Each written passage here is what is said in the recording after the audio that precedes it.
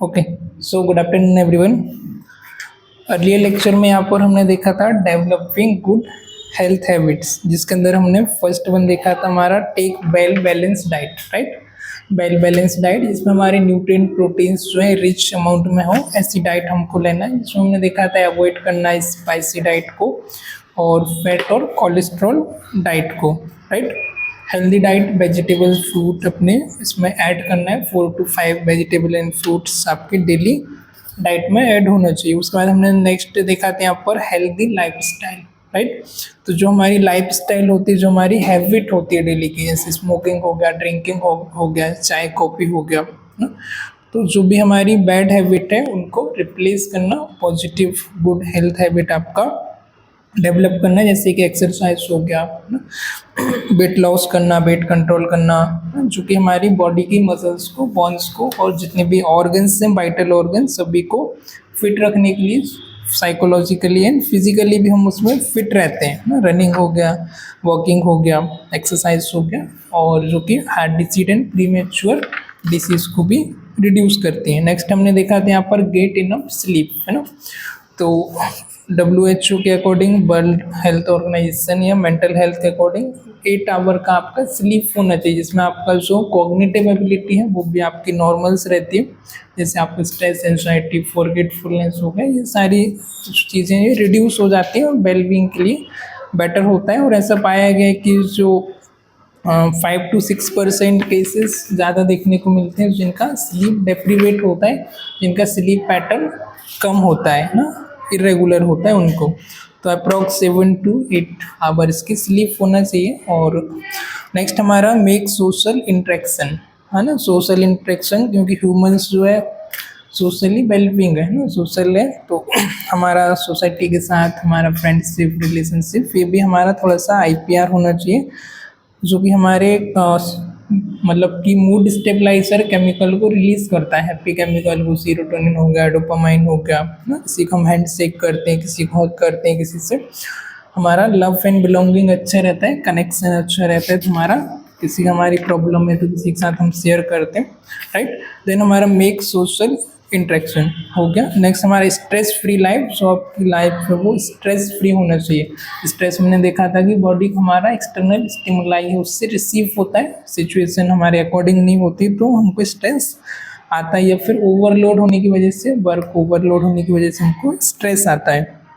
तो stress free हमारी life होना चाहिए। इसके लिए आप जो भी आपकी पर्सनल हॉबीज़ हैं, ड्राइंग हो गया, पेंटिंग हो गया, आउटडोर एक्टिविटी हो गया, रनिंग हो गया, बैडमिंटन हो गया ना, क्राफ्टिंग हो गया, तो जो भी आपकी हॉबीज़ है, मेडिटेशन एक्टिविटी, स्पोर्ट्स वगैरह, वो आप प्रेफर कर सकते हैं, जिसमें आपका इंगेज रहेगा और आपको टाइम नहीं मिलेगा स्ट्रेस एंजाइटी के लिए, और आपका हैप्पी हार्मोन है वो रिलीज होंगे, आपको एनर्जी और एक्टिविटी मिलेगी।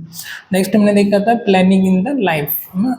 तो इवन हमारा लाइफ की ईयरली प्लानिंग होना चाहिए, long term, short term, even weekly, और डेली हमारा प्लानिंग होना चाहिए टास्क बना के। जैसे कि हम मार्केट जा रहे हैं, बिग बाजार जा रहे हैं शॉपिंग के लिए, तो एक लिस्ट बना के जाएँ घर से, क्या क्या मुझे सामान परचेस करना है, वो सामान परचेस करें जहाँ पर भी रखा है, और उसके बाद आप आ जाएँ। तो ऑर्गेनाइज वे में वो सारी चीज़ें वहाँ पर आप टाइम और एनर्जी भी आपकी सेफ होगी, मेंटल क्लटर से भी आप उसमें बच जाएंगे, राइट। तो आपका प्लानिंग होना चाहिए, इवन सिंगल डे का, 1 वीक का, 1 मंथ का भी आप प्लान करके चलें। फॉलो हाइजीनिक प्रैक्टिस, हाइजीनिक में यदि आप गुड हाइजीन मेंटेन करते हो, nail care, hair care, body care, oral care, eyes care, तो आप 8 to 10 ईयर ज़्यादा लॉन्ग लाइफ जो आपके इसमें आप इंक्रीज कर सकते हो। WHO के अकॉर्डिंग यदि आपका 80 लाइफ स्पेन था तो 80 से आप 90 कर सकते हो। और वही बैड हैबिट है प्रॉपर फ्लैशिंग करना, ब्रीसिंग करना, ये सारी इसमें हमारी आ जाती गुड हैबिट में। स्मोकिंग वगैरह को अवॉइड करना, एल्कोहल ड्रिंकिंग को, फास्ट फूड को, right. Then medical checkup and followup after एक एज के बाद क्या होता है कि जो ऑर्गन्स है वो धीरे धीरे करके अपना फंक्शन कम करने लगते हैं, रिड्यूस हो जाता है, डिक्रीज होता है। तो आफ्टर 60 के बाद आप yearly physical fitness checkup, follow up वगैरह फिजिशियन से सलाह लेते रहें, राइट। तो ये हमने देखा था गुड हैबिट डेवलप में। आज हम देखेंगे prevention and protection of the disease, disease से हम कैसे प्रिवेंट कर सकते हैं, कैसे हम उससे बच सकते हैं, राइट। तो फर्स्ट होता है हमारा प्रीमोर्डियल प्रिवेंशन। प्रीमोर्डियल जो होता है प्राइमरी के पहले वाला आता है ना, प्रीमोर्डियल प्राइमरी से पहले वाला जो प्रिवेंशन उसको बोलती हूँ प्रीमोर्डियल। डिसीज को होने से पहले ही उसको ट्रीट करना, मतलब ट्रीट करना कि इसमें आ जाएगा हमारा गुड हैबिट डेवलप करना है ताकि हमको डिसीज हो ना। तो प्राइमोर्डियल में क्या होता है हमारा इसमें जैसे कि हमारा ऑलरेडी हमको पता है कि ये डिसीज़ किसी जगह पर, किसी कंट्री में या किसी पार्टिकुलर एरिया में वहाँ पर स्प्रेड हो रही है, तो होने से पहले हम क्या करें उसको प्रिवेंट कर लें। जैसे कि हम टीवी पर देखते हैं, ऐड आ जाता है बड़े बड़े, हम फ्लैक्स पर देखते हैं, मोबाइल पर टेली मार्केटिंग के थ्रू जो गवर्नमेंट्स वगैरह प्रोग्राम्स वगैरह चलाती है ताकि आप गुड हैबिट वगैरह जो है डेवलप करें, आप हेल्दी हैबिट डेवलप करें। या फिर जैसे कि अर्ली जो हमको हैबिट लग जाती है, जैसे हम छोटे बच्चे रहते हैं तभी से हमको यदि गुड हैबिट के बारे में डेवलप करना बताया जाए, भाई स्मोकिंग नहीं करना है, ड्रिंकिंग नहीं करना है ना, डेली एक्सरसाइज करना है, मेडिटेशन करना है, रनिंग करना है, तो वो हैबिट हमारी डेवलप हो जाएगी। तो जो हम इस लेवल पर क्या कर रहे हैं, ये सारी हैबिट को डेवलप करके अर्ली चाइल्डहुड से या चाइल्डहुड से ही हम प्रीमोर्डियल प्रिवेंशन उसको हम फॉलो कर रहे हैं, तो हमको डिसीज नहीं होगी ना। तो जैसे मैंने कल भी बताया था कि अभी के जो डिसीज है वो 70% ऑलमोस्ट किसकी वजह से होती है, लाइफ स्टाइल फैक्टर की वजह से। डायबिटीज़ हो गया, हाइपरटेंशन हो गया, ओबिसिटी हो गया, आर्थराइटिस हो गया, तो ज़्यादा ये किसकी वजह से होती है, हार्ट डिसीज हो गई, तो ये किडनी डिसीज, ये सब हमारी लाइफ स्टाइल की वजह से होती है ऑलमोस्ट 70%, राइट। तो इसमें हम कैसे कर सकते हैं, पहले से जो बच्चे हैं उनको हम यदि गुड हैबिट उनको डेवलप करने के लिए बोलें, जैसे कि स्मोकिंग को क्विट करने के लिए फिजिकल एक्सरसाइज हो गया ना, और मेडिटेशन हो गया, रनिंग हो गया, वॉकिंग हो गया, etcetera. In primordial prevention effort are directed toward the discouraging children from the adopting harmful lifestyle. The maintain intervention in primordial prevention is through individual and mass education, right. तो individual को भी हम particular दे सकते हैं और mass media education भी हम दे सकते हैं। मैंने बताया नेशनल टीवी वगैरह हो गया, टेली मार्केटिंग हो गया, जिसके थ्रू रेलवे स्टेशन पर हम देखते हैं कि बोर्ड लगे रहते हैं, बड़े बड़े फ्लैक्स रहते हैं ना, डिजिटल स्क्रीनिंग वगैरह पे हम ऐड देते हैं। तो मूवी आती है उसके पहले आता है ना, सिगरेट पीना, गुटखा खाना सेहत के लिए हानिकारक है ना। तो इस तरीके से हम ऐड देके हम प्रिवेंट कर सकते हैं। तो ये लेवल आता है हमारा प्रीमोर्डियल। इसके बाद सेकंड जो लेवल आता है वो आता है हमारा प्राइमरी प्रिवेंशन। अब ये जो लेवल होता है इसके थोड़ा सा बाद वाला होता है। इसमें क्या होता है, primary prevention can be define as action taken prior to the onset of disease which remove the possibility that disease will ever occur. अब ये जो होता है, जैसे डिसीज हमको होने वाली है, थोड़ा सा भी हमको लग रहा है, तो उसके पहले ही हम इसको क्या करते हैं, प्रिवेंट करते हैं ना। प्राइमोर्डियल और पहले वाला होता है, बचपन से हम डेवलप कर सकते हैं गुड हैबिट, और इस जो लेवल होता है प्राइमरी, इसमें हम उससे प्रिवेंट करते हैं। भाई डिसीज यदि हमको होने वाली है तो हम इससे कैसे बचाव कर सकते हैं, कैसे हम इससे प्रिवेंट कर सकते हैं, which remove the possibility that disease will ever occur, right. तो डिसीज आपकी ना हो उसके लिए हम क्या करते हैं, उसको पहले से प्रिवेंट करते हैं। It signifies the intervention in the pre pathogenesis phase of disease और health problem. Example low birth wait.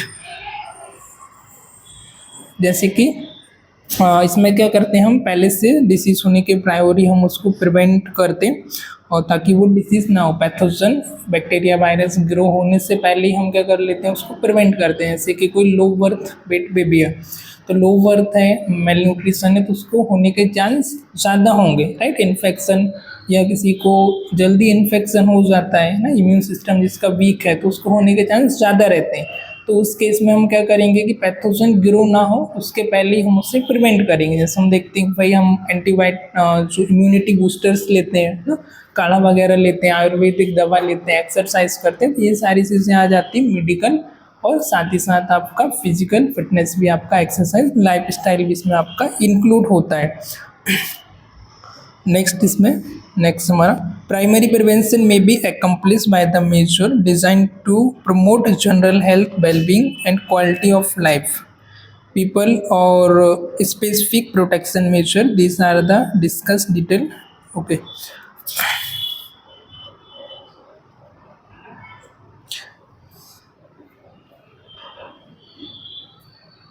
A concept encourages the achievement and maintenance of the acceptable level of health that will enable every individual to lead social and economical productive life, right.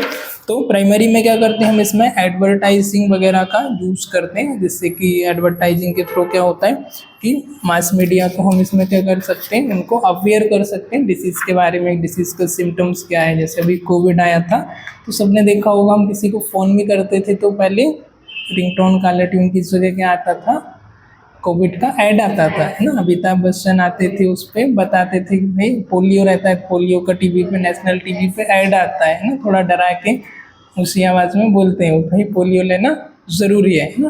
तो ये क्या होता है कि mass media को educate करना, aware करना, यदि हो गया तो भाई इसके क्या सिम्टम है, क्या लक्षण है, जिससे कि हम उसको अर्ली स्टेज में रिकॉग्नाइज कर लें और फिजिशियन से क्या करें, कंसल्ट कर लें, राइट। तो हमको साइन सिम्टम आज भी हम देखते हैं कि रूरल एरिया में जहाँ पर नेटवर्क इंटरनेट फैसिलिटीज़ नहीं है, अच्छा लाइट नहीं है, अच्छी बिजली नहीं है ना, जंगल एरिया में, तो वहाँ पर ये नहीं पहुँच पाता है। हम एजुकेटेड हैं तो थोड़ा बहुत हम जानते हैं, पर हेल्थ अवेयरनेस यदि उनको रहेगी तो वो अर्ली स्टेज में पता कर लेंगे। कई बार ब्लड प्रेशर ही लोग 10-10, 20-20 साल तक चेक नहीं कराते हैं, मतलब अचानक से एकदम कॉम्प्लिकेशन आ जाता है, फिर डॉक्टर के पास लेके आते हैं, तो जब चेक करते हैं तो पता चलता है कि ब्लड प्रेशर है और शुगर है इनको।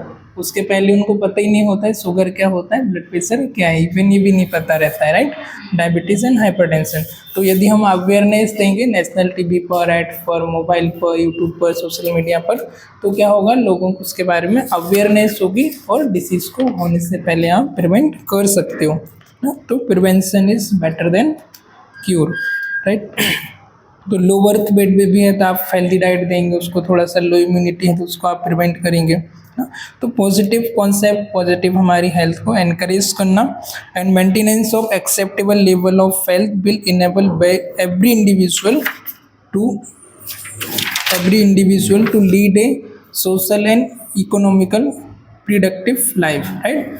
तो इस तरीके से हेल्थ को प्रमोट करना, एक फैसिलिटीज़ वगैरह अवेलेबल कराना जो कि एवरी इंडिविजुअल को वो एक इकोनॉमिकली भी वो उसको एफर्ट कर पाए, कम से कम में एक अच्छा फैसिलिटीज़ प्रोवाइड कराना है ना। जैसे कुछ गवर्नमेंट के प्रोग्राम्स चलते हैं हेल्थ अवेयरनेस, तो वो प्रोग्राम को भी प्रमोट करना। WHO के प्रोग्राम चलते हैं जिसमें हम प्रिवेंट करते हैं कोरोनरी हार्ट डिसीज़ हो गया है ना, कोलेस्ट्रॉल वगैरह ज़्यादा इंटेक करने की वजह से, और जो भी हमारा रिस्क फैक्टर उसको हम एलिमिनेट करते हैं, कम करते हैं। तो इस लेवल पर क्या होता है, population mass strategy and high risk strategy, दो स्ट्रेटजी को हम इसमें फॉलो करते हैं फर्स्ट सेकंड वाले लेवल पर।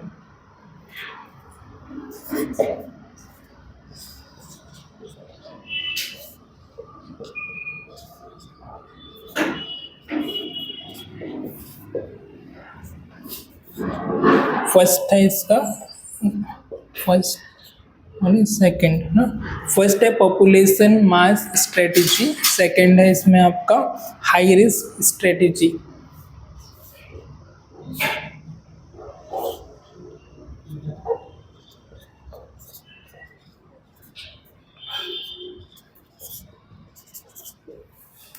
ठीक है, तो इसमें हम मास एजुकेशन करते हैं और जिन डिसीज से हमारा रिस्क होने के चांस ज़्यादा हैं तो उनके बारे में हम क्या करते हैं, अर्ली लोगों को अवेयर करते हैं। इसके बाद आता है फिर हमारा सेकेंडरी प्रिवेंशन। अब यहाँ तक प्राइमरी तक हमको डिसीज़ हुई नहीं है ना, पैथोजन ने हमारे बॉडी में जाकर के डिसीज़ कॉज नहीं की है, उसके पहले ही हम क्या कर रहे हैं, उसको प्रिवेंट कर रहे हैं। अब जो लेवल आएगा सेकेंडरी से, यहाँ पर डिसीज़ हमको हो गई है और इसका फर्दर कॉम्प्लिकेशन ना हो, ज़्यादा इसका कॉम्प्लिकेशन ना हो, उसको हम यहाँ पर प्रिवेंट करेंगे, राइट। तो इसमें क्या होता है आपका secondary prevention can be define as action which stop the progress of disease and its incipient stage and prevent complication, right। तो डिसीज हो गई है तो अर्ली स्टेज में ही क्या करें, हम उसको प्रिवेंट कर लें, इसके फर्दर कॉम्प्लिकेशन ना हो, ज़्यादा इसका डेंजरस ना हो हेल्थ के लिए, तो उसको हम पहले ही प्रिवेंट कर सकते हैं। मतलब डिसीज होने के बाद उसके जो फर्स्ट स्टेज पे ही रही उसको प्रिवेंट करना, ताकि इसके जो अदर कॉम्प्लिकेशन है हानिकारक वो इसका ना हो, राइट। तो the secondary prevention is largely domain of clinical medication. The health program initiate by the government are usually at the level of secondary prevention, right. तो इसमें क्या होता है, सेकेंडरी प्रिवेंशन हम इससे मेडिकल के भी यहाँ पे प्रिवेंट कर सकते हैं. भाई कोई हमको, जैसे कि अभी कोविड आया था, राइट, तो गवर्नमेंट ने स्कीम चलाई कि सभी को फ्री वैक्सीन मिलना चाहिए. पोलियो आया तो पोलियो का उन्होंने वैक्सीन चला दिया. उसके बाद टिटनेस होता था तो उसका वैक्सीन आ गया. उसके बाद हमारा मलेरिया हो गया, ऐसा हो गया, ये पहले फैलता था. हेपेटाइटिस हो गया. तो इनका अर्ली स्टेज में क्या होता है, टिटनेस है, इनका हमको पहले प्रोग्राम चलाते हैं गवर्नमेंट अवेयरनेस, और फ्री ऑफ कॉस्ट क्या करते हैं, उनको वैक्सीनेशन कर देते हैं. तो डिसीज होने के बाद यदि हो भी गई है तो उससे फर्स्ट स्टेज में उसका फर्दर सीवियर कॉम्प्लिकेशन ना हो, तो हम उसे फर्स्ट स्टेज में क्या करें, स्टॉप कर दें कॉम्प्लिकेशन को. इसके लिए हम इसको करते हैं. तो इसमें स्पेशली मेडिसिन पर फोकस करता है, मेडिकल जो हेल्थ प्रोग्राम होते हैं उन पर और प्रोसीजर पर, राइट. तो eight the level of secondary, usually at the level of secondary prevention, the drawback of secondary prevention is that patient has already been subjected to mental and physical pain, loss of productivity. These situations are not counted in the primary prevention. Okay, तो secondary में क्या होता है, अब disease उसको already हो गई है तो पेशेंट को क्या कर रहा है, थोड़ा सा एंजाइटी, पेन और स्ट्रेस को फील कर रहा है ना. सेकेंडरी में क्या हो रहा है, उसको डिसीज पैथोजन ने बॉडी में एंटर कर दिया है, पर फिर भी हम उसको फर्दर कॉम्प्लिकेशन ना उससे हम प्रिवेंट करते हैं. और सेकेंडरी प्रिवेंशन है जो प्राइमरी और प्रीमोडियल से डिफरेंट होता है, ये उससे हमारा अलग होता है. फिर जो आता है लास्ट हमारा, this is the tertiary prevention. Next one tertiary prevention. Tertiary में डिसीज हमारे पास हो गई है, सेकेंडरी के बाद वाला जो लेवल है, third level, this is the tertiary prevention. ये थोड़ा सा एडवांस स्टेज का होता है. डिसीज हमारा सेकेंड से थर्ड स्टेज पर पहुंच गई तब हम करते हैं, राइट. तो when the disease process advance beyond its early stage, it is the still possible to accomplish prevention by what might we call tertiary prevention, right. तो डिसीज हमारी जो स्प्रेड होके थोड़ा सा तीसरे लेवल तक पहुंच गई ना, तो इसका लेवल होता है फर्स्ट, सेकंड और थर्ड स्टेज. जैसे कि कैंसर होता है तो कैंसर फर्स्ट स्टेज पर है, सेकंड पर है, तो हम उसे ट्रीट कर सकते हैं. पर यदि थर्ड तक चला गया तो फिर हम उसे ट्रीट नहीं कर पाते हैं, क्योंकि कैंसर में क्या होता है, जो अनहेल्दी सेल होते हैं, कैंसर सेल होता है, उसका मल्टीप्लिकेशन होना शुरू होता है. एक सेल उससे अफेक्टेड है, एक से दो होगा, सेल्स का ग्रोथ होगा और वो सेल का मल्टीप्लिकेशन होना शुरू होता है ना. फिर नोड ट्यूमर का फॉर्मेशन हो जाता है. और थर्ड स्टेज पर वो एक जगह पर है, एक ऑर्गन में है, तो एक से दूसरे तक भी स्प्रेड होना शुरू हो जाती है नियर बाय ऑर्गन्स में. और जो हमारी नोड्स होती है ना, उनमें भी वो फैलना शुरू हो जाती है, लिम्फ नोड वगैरह में. तो थर्ड स्टेज के बाद क्या होता है, फिर थोड़ा सा वापस से उसको रिकवर करना, थोड़ा सा रिहेबिलिटेट करना मुश्किल हो जाता है. फिर भी हम इससे थोड़ा बहुत जो है वो प्रिवेंट कर सकते हैं. तो टर्सरी प्रिवेंशन में क्या होता है, लेट पैथोजेनेसिस फेस होता है, तब तक हमारी बॉडी के अंदर पैथोजन है, बैक्टीरिया, वायरस वो इंसर्ट कर चुका होता है और वो ग्रोथ उसका शुरू हो जाता है. तो थर्ड स्टेज में ये होता है. Then reduce the impairment of disabilities, minimize suffering caused by the existing departure from the good, right. अब ऑलरेडी यदि हो चुका है डिसीज तो इसका और फर्दर कॉम्प्लिकेशन ना हो, और जो भी डिसेबिलिटीज है, इम्पेयरमेंट, उसको थोड़ा सा मिनिमाइज कर सकें. उसे 100% तो नहीं, पर जो भी सिम्टम्स है, जो भी उसको प्रॉब्लम्स हो रही हैं, कॉम्प्लिकेशन, उसको हम थोड़ा सा डिमिनिश कर सकें, थोड़ा सा मुझसे मिनिमाइज कर सकें, इस पर हम ज़्यादा इसमें फोकस करते हैं.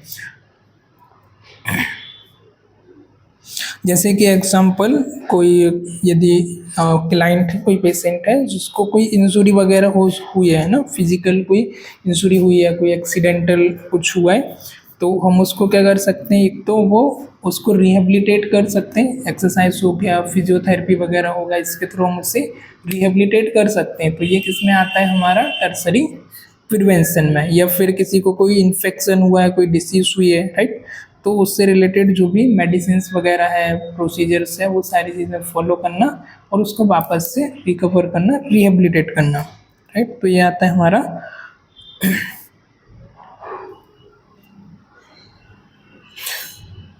Modern rehabilitation include the psychological, vocational, and medical component based on the teamwork from a variety of professional. Tertiary prevention extend the concept of prevention into the field of rehabilitation, right. तो tertiary में medical का procedure का हम use करते हैं, साथ ही साथ हमारा मेडिकल के साथ साथ मतलब फार्मेकोलॉजिकल ट्रीटमेंट वगैरह हो गया, जो प्रोसीजर हो गई, सपोर्टिव केयर वो हो गया, उसका रिहेबिलिटेशन हो गया, वो सारी चीज़ों का हम इसमें यूज़ करके उसे वापस से क्यूर करने की कोशिश करते हैं। इसके बाद हमारा maintenance of health record, right. अब पेशेंट कोई भी हमारा बीमार हुआ है, उसको डिसीज हुई है, कुछ भी हुआ है, तो हमारे पास यदि उसका हेल्थ रिकॉर्ड पहले से है ना, पेशेंट को कौन सी डिसीज हुई है, क्या हुआ है, तो वो हमारी एक रिकॉर्ड इम्पोर्टेंट रोल प्ले करता है हमारी लाइफ में। हमारे पास हेल्थ ECG वगैरह हमने पहले से कराया है, या नॉर्मल हमारे पास फिटनेस का रिकॉर्ड है कि भाई नेक्स्ट टाइम आपने कब कराया था ना। जैसे प्रेगनेंसी के टाइम पे हम 3 बार हर ट्राइमेस्टर में USG वगैरह कराते हैं, चेकअप वगैरह कराते हैं। तो ऐसे सिमिलरली हमको भी फिजिकल फिटनेस हेल्थ हमारा जो है रिकॉर्ड हमारा होना चाहिए। And if medical record are maintain properly, it can help health person to make effective decision on the patient treatment. These record are helpful for medical insurance, medical claim and medical leave purpose also, right।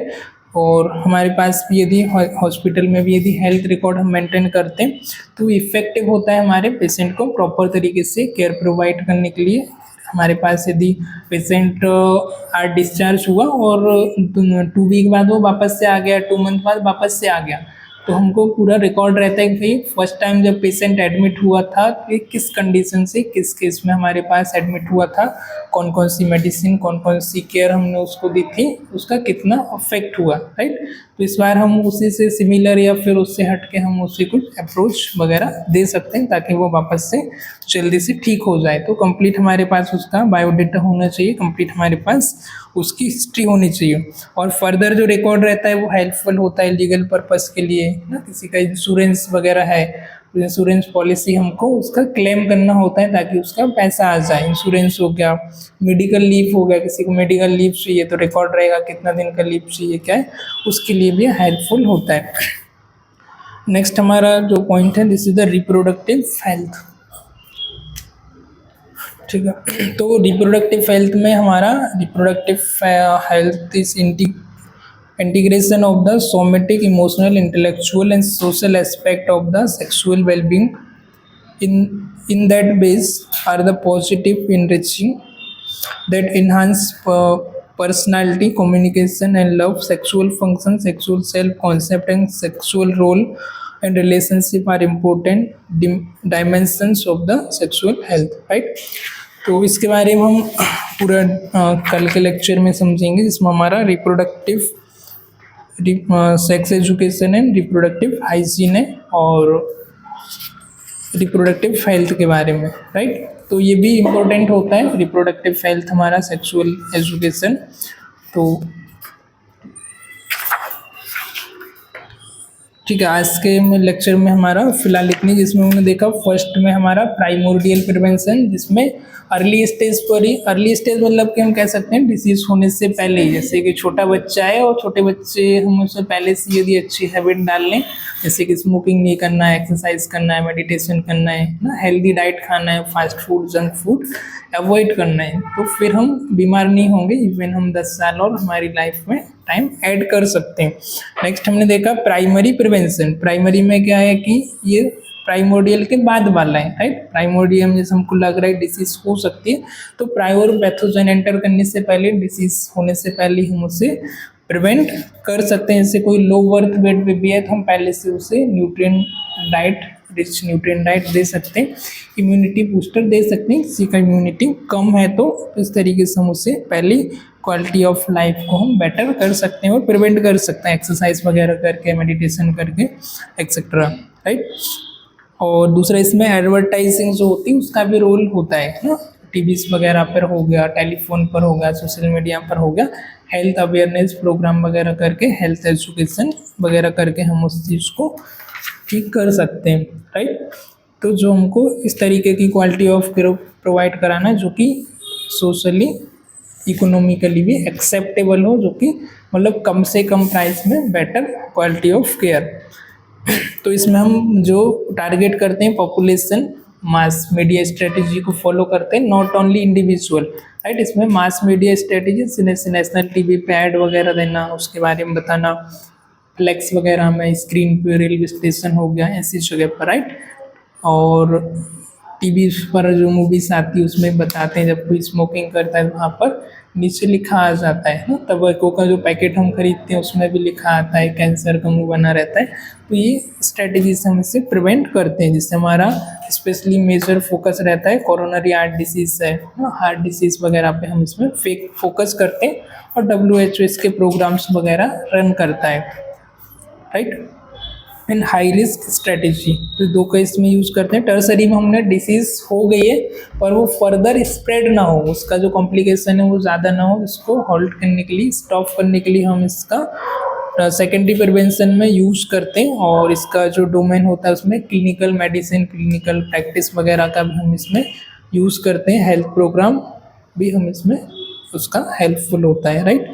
और third level में जब आपके पास disease हो गई है ना, disease होने के बाद हम क्या करते हैं उसके और वो फर्दर उसका कॉम्प्लिकेशन ना हो और स्प्रेड ना हो, तो उससे हम प्रिवेंट करने के लिए टर्सरी का यूज़ करते हैं। इस मेडिसिन का भी हम यूज़ करते हैं, और नर्सिंग प्रोसीजर, नर्सिंग केयर, जो भी थेरेपीज वगैरह है वो सारी चीज़ों का हम इसमें यूज़ करते हैं। कोई फिजिकली डिसेबिलिटी है, इम्पेयरमेंट है ना,